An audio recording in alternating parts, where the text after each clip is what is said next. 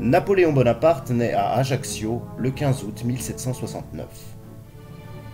Les Bonaparte ne sont pas une famille riche. À l'école, Napoléon est un enfant turbulent et bagarreur avec ses camarades. Il sera très vite reconnu comme ayant de grandes capacités, notamment pour le calcul. À cette époque, il ne parle qu'un dialecte corse et gardera toute sa vie un fort accent. Après des études au collège d'Autun, puis à l'école militaire de Brienne, il intègre à 15 ans l'école militaire de Paris, où il travaille assidûment. Lorsque la Révolution éclate en 1789, le lieutenant Napoléon a 19 ans. En 1793, la famille Bonaparte s'installe à Marseille, alors que la ville de Toulon se livre aux troupes britanniques et espagnoles. Napoléon soumet un plan d'attaque.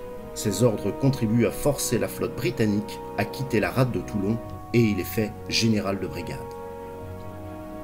Le 5 octobre 1795, il doit réprimer une insurrection contre la Convention nationale.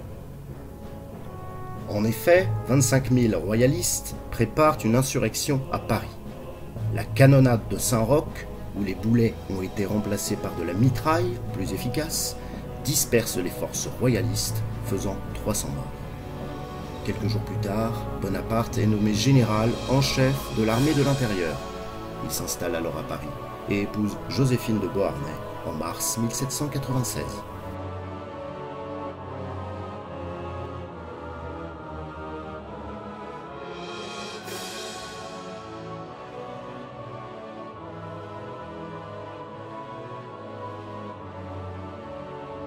Le 2 mars 1796, Bonaparte obtient sa promotion de général en chef de la petite armée d'Italie.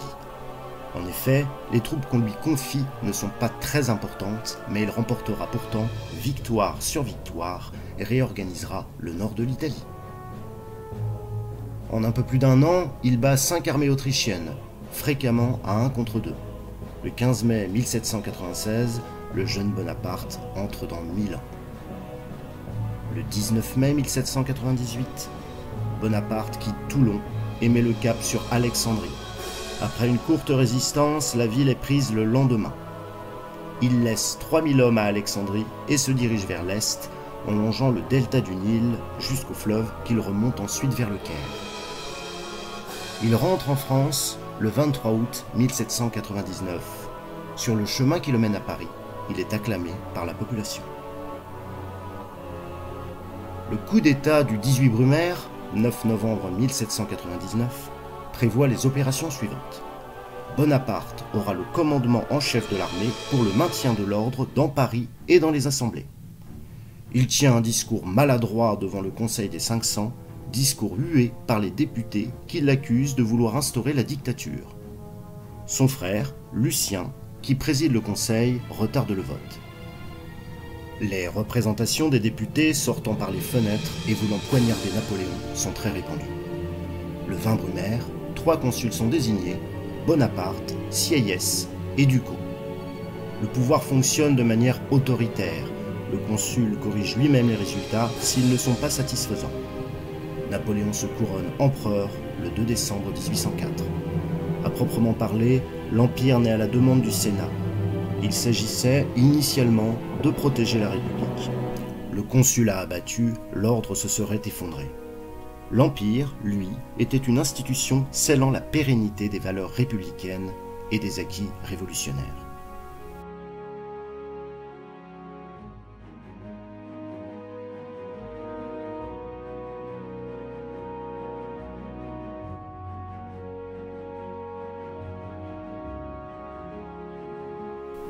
En 1805, l'empereur doit faire face à une guerre soudaine à l'autre bout de l'Europe. Il mène une offensive immédiate, acheminant la Grande Armée en Autriche à marche forcée et s'assure une brillante victoire contre l'Autriche et la Russie le 2 décembre 1805 à la bataille d'Austerlitz. En 1806, la Prusse provoque un nouveau conflit. La campagne que mène Napoléon est impressionnante de rapidité. Il balaie l'armée prussienne à la bataille d'Iéna, doublée de la victoire du maréchal Davout, qui avec 30 000 hommes bat les 63 500 Prussiens qui l'assaillent. À partir de l'automne 1807, des tensions augmentent à la tête du royaume d'Espagne. Napoléon profite de la querelle entre le roi Charles IV et son fils héritier Ferdinand pour leur imposer leur abdication complète. Alors que les meilleures troupes de l'armée française sont engagées en Espagne, l'Empire d'Autriche attaque une nouvelle fois la France. L'armée autrichienne est finalement vaincue lors de la bataille de Wagram en juillet 1809. Après avoir divorcé de Joséphine, Napoléon épouse l'archiduchesse Marie-Louise d'Autriche, fille aînée de son dernier ennemi. Le 20 mars 1811, elle lui donne un fils qui reçoit le titre de roi de Rome. À l'Est, Alexandre Ier, tsar de Russie, refuse de coopérer avec Napoléon pour porter le coup final au Royaume-Uni. L'empereur, croyant la guerre inévitable, envahit la Russie en 1812. Après l'entrée des troupes françaises dans Moscou, les Russes incendient la ville. La retraite provoque d'effroyables pertes. Des 600 000 hommes qui entrèrent en campagne, seuls quelques dizaines de milliers franchissent la Bérésina. La Grande Armée est détruite.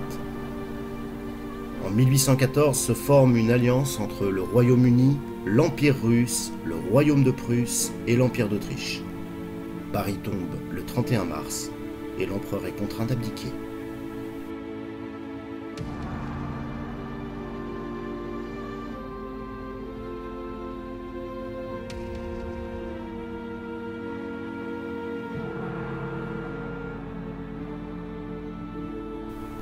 Déchu par le Sénat le 3 avril et exilé à l'île d'Elbe, Napoléon conserve le titre d'empereur, mais ne peut régner que sur cette petite île. En France, Louis XVIII écarte Napoléon II et prend le pouvoir. L'empereur décide alors de retourner sur le continent. Le 1er mars 1815, Napoléon et une petite troupe débarquent à Golfe-Juan. Les armées envoyées pour l'arrêter l'accueillent en héros partout sur la route.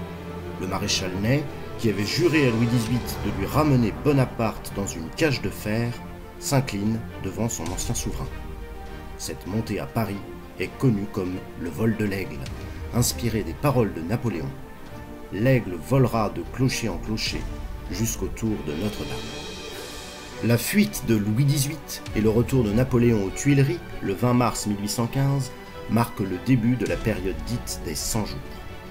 Sur le plan international, Napoléon affirme ses volontés pacifiques, mais les Alliés n'acceptent pas ce retour et reprennent les armes contre la France. Le 18 juin 1815 a lieu la bataille de Waterloo. La jonction des armées prussiennes et britanniques a raison des troupes impériales. Cette défaite oblige Napoléon Ier à abdiquer pour la seconde fois le 22 juin 1815. Napoléon est exilé sur l'île de Sainte-Hélène. L'empereur, accompagné d'une petite troupe de fidèles, se consacre à l'écriture de ses mémoires, mais tombe progressivement malade et s'affaiblit. Il meurt un samedi, le 5 mai 1821, à 17h49. Une version courante affirme que ses derniers mots furent « tête d'armée ». Hudson Lowe, gouverneur anglais de l'île de Sainte-Hélène et geôlier de Napoléon, déclarera devant son lit de mort « Messieurs, c'était le plus grand ennemi de l'Angleterre, c'était aussi le mien, mais je lui pardonne tout. À la mort d'un si grand homme, on ne doit éprouver que tristesse et profond regret. » Napoléon fut d'abord inhumé à Sainte-Hélène, mais 19 ans plus tard, le dimanche 18 octobre 1840, son corps fut rapatrié triomphalement à Paris, au milieu d'une foule innombrable et enterré aux Invalides dans un grand sarcophage.